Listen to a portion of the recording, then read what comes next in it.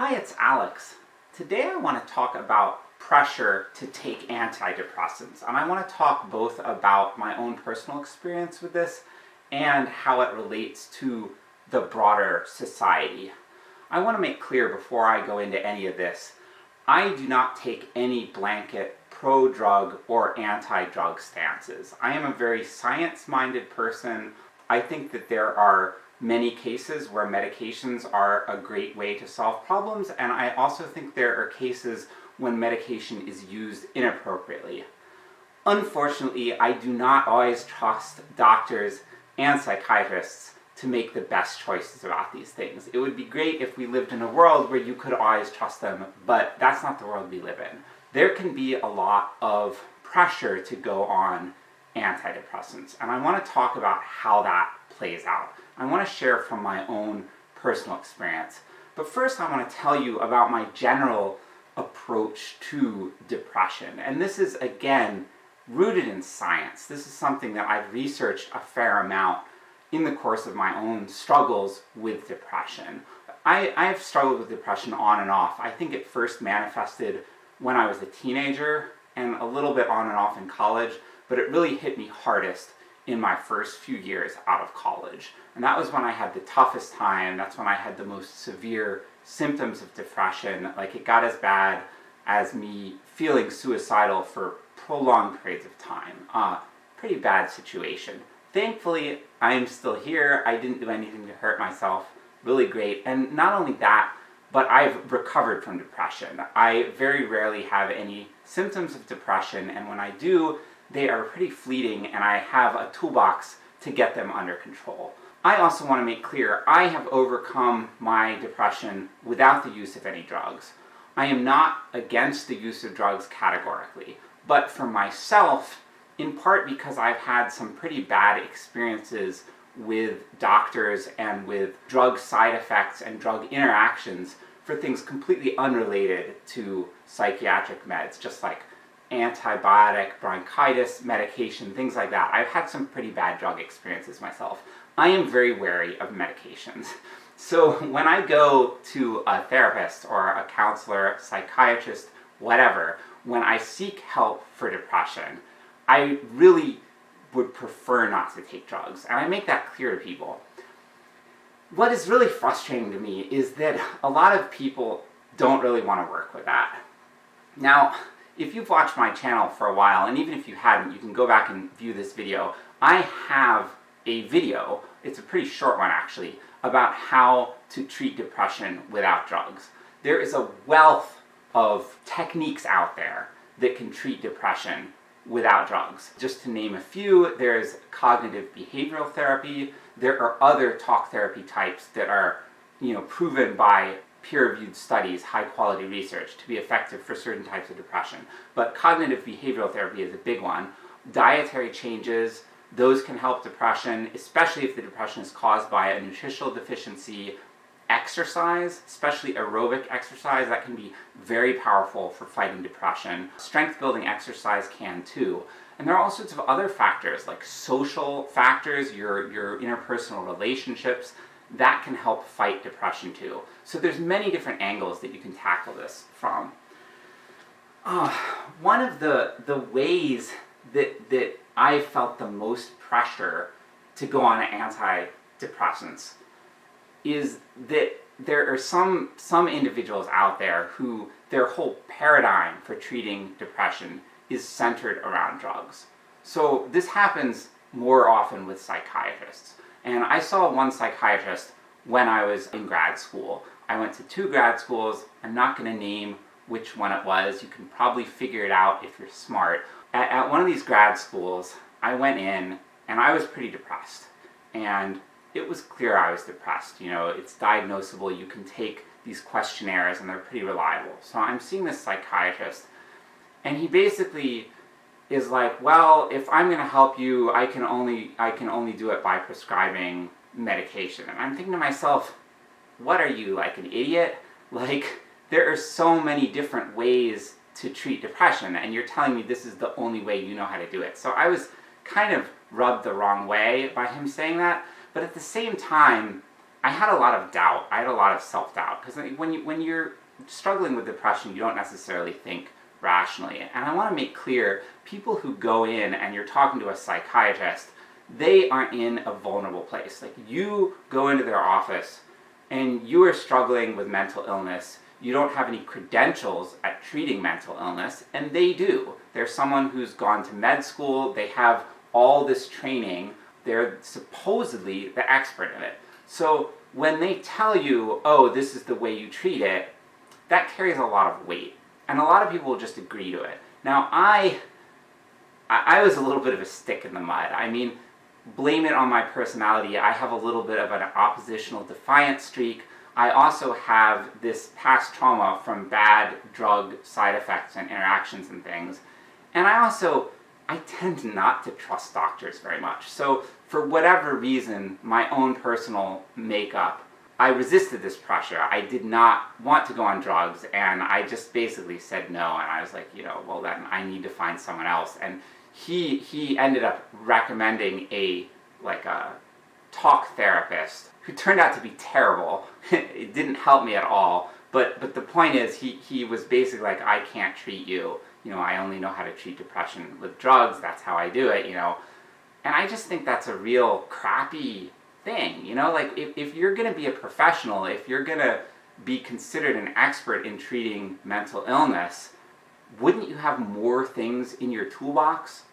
I'm not an expert in this, I'm not a professional in this, I didn't go to school for it, and I just told you earlier in this video a lot of different angles, and I've read the research, I've delved into this. Why can't these people who have a degree in it do that bare minimum? Why can't they do 50 times as much as I've done? That makes me really angry. But just to give you that context for this, that is one of the ways in which the pressure exists. There are people out there who are presented as experts, they present themselves as experts, as authorities, and it's their job to treat mental illness, and they just tell you, this is how you do it. You take these drugs. Okay, so that's the professional side of things.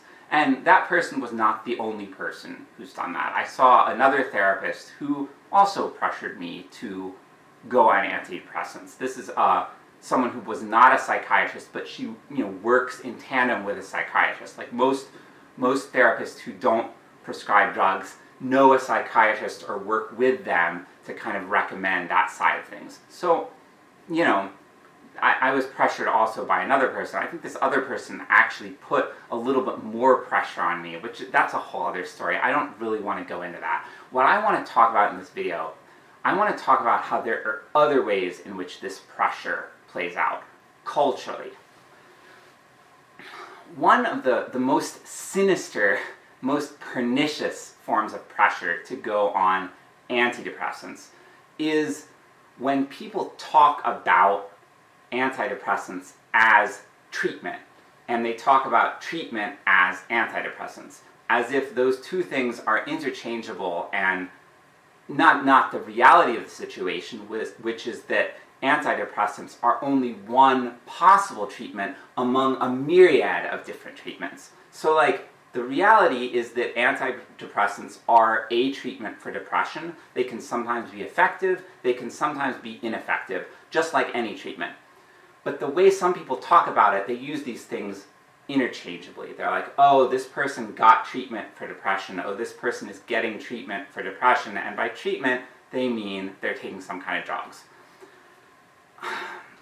I really dislike this. Because if you're going to be truthful, if you are given an exercise regime, that's treatment. If you are given a prescription to see a nutritionist, you go to the nutritionist and the nutritionist looks at your diet and they order blood tests and you're troubleshooting to figure out if you have any nutritional deficiencies, and it's like, wow, you're vitamin D deficient. By the way, this is me, I was vitamin D deficient. If you do that, that is treatment for depression. It makes me so mad that people just use treatment to mean drugs instead of using it broadly to mean all these different things. So it's this kind of pressure that exists in how people write about it, popular media, articles that you'll see written about it, how people talk about it casually. And another way that this can play out is how individuals who are not necessarily mental health professionals talk about depression. And I've had some of this pressure from some people in my life, and again, it's pretty pernicious. So what's going on? One of the things about depression, it can be a tough nut to crack. It can be a tough problem to tackle. You can have to work on it for a while before you have a breakthrough. And this was certainly the case for me. I did not get over my depression easily. It took hard work, and it took insight. It took trying certain approaches and finding that certain ones didn't work. Like the example I said of those therapists. I had this talk therapist that I think was terrible.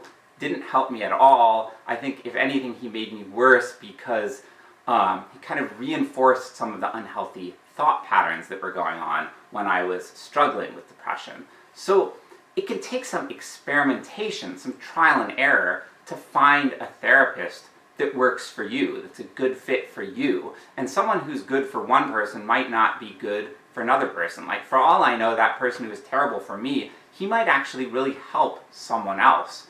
People are unique, and depression is really complex. Each person's personal journey through depression and struggles with it can be really unique. Like, maybe someone else doesn't have a vitamin D deficiency, and maybe someone else doesn't have the struggles that I had with sort of unhealthy thinking and belief system, things like that. This is actually, I know someone like this who, she went to a therapist for depression, and after talking to the therapist for a while, the therapist was like, hey, you have a really healthy outlook on life and a healthy way of thinking. I don't think that your way of thinking is the problem here. I think that you have something else going on, like a physiological problem within your body or something like that, that is at the root of your depression, that it is not just a question of your belief system. Whereas for me, I think it was a question of maladaptive beliefs, things like that. So I was able to kind of crack it through talk therapy and journaling and self-help books and things like that. I got a little bit sidetracked. I was talking about how people put pressure on you to take antidepressants, and one of the ways that happens is through people talking about the success and failure of different things. And if you're trying out these different treatments, and you're talking about it with maybe your family or your friends or something, and you're like, yeah, like, I've been trying this and it hasn't been working. I'm still struggling with this. A lot of times, people will go right back to drugs. They're just like, oh, well, you really need to go on drugs. Especially if it's one of those things where they know, because you've told them, they know that someone has suggested drugs, and that you're like, oh, you're kind of resistant to that, you don't want to do that, and you say, I want to try these other things first. Then they sort of say, okay, well, you're still depressed, this other approach hasn't worked, you really need to try drugs. The thing that really bothers me about this is, like, it seems like underlying their whole worldview or way of thinking, there's this idea that drugs are the best approach. Like, why don't people say, oh, you need to go try nutrition, you need to go to a nutritionist? I have literally never, ever, ever heard anyone say that in my entire life. Like, people, it's like when you say, I'm depressed, I've tried this thing, it didn't work. I've tried this thing, it didn't work. People very frequently will go to drugs. You need to try antidepressants. People very rarely say, oh, you need to go try exercise, or oh, you need to go to a nutritionist. Why?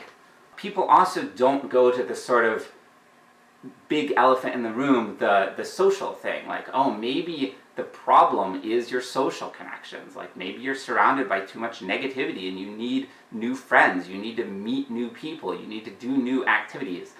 This is another thing that has been the case for me at certain points in my life. Again, why do people not fall back on that? It seems like people kind of fall back on that drugs as the, like, catch-all solution. And this is how bias plays out. Our society, I think, has a pro-drug bias, and this is one of the ways it plays out. And it creates pressure. And you know, when you're dealing with mental illness, you are more vulnerable. You don't have as good an idea in your head, as good a framework for sorting out, discerning truth as someone who is not struggling with mental illness. So you're more vulnerable. And all of these messages sink in. And they're not good for you. Like, if you're trying to overcome depression, and for whatever reason you don't want to take drugs, maybe you just are like me and you have your own reasons for being averse to taking drugs, or maybe you've actually tried a number of antidepressants. This also applies to a number of people I know. Some people try an antidepressant and it doesn't work, and they try another one and it doesn't work. And you might try a different class of antidepressants, and sometimes they work and sometimes they don't work either. So there can also be people out there who have tried antidepressants and find that they don't help them. So when you have this cultural belief that says that treatment equals antidepressants, this can feel really, really bad for you. When you're not taking antidepressants, you either don't want to or you're not able, you can start struggling with these thoughts in your head like, oh, my brain is just broken, it's just like I have this fundamental chemical imbalance and it's untreatable and I'm always going to be this way and blah, blah, blah. You get stuck in this negative thought spiral. That thought spiral is at the heart of depression, that sort of pattern of negative thinking. So people, by equating treatment with antidepressants, they are actually reinforcing depression. They are making it harder for people to pull themselves out of depression. They are making it more likely that they sink deeper into it and more likely that they stay in this depressed state. And that's really, really bad. If we want to help treat as many people as possible, help as many people as possible to overcome their depression, we need to reinforce truthful ways of thinking about it. And one of those ways is to recognize that there are multiple treatments for depression. I don't understand why this needs to be so controversial. And I want to really, really drive it in. You can overcome depression without taking drugs. If you want to learn more about that, watch my other short video, or just go off and research it on your own.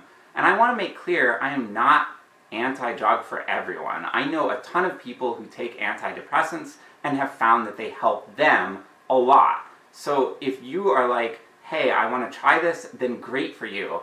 What I just want in our society, I want to stop pressuring people, and I want to stop talking as if antidepressants are the best or the only treatment for depression, because frankly they're not. They might be the best in some cases for some people. They are certainly not the best and certainly not the only in all cases for all people. I don't understand why that needs to be so controversial, but it is. Maybe it's big pharma, whatever. That's what I have to say. I hope I have given you some insight and some tools to articulate the problems with this way of thinking, and I hope we can break this down. Yeah, thank you.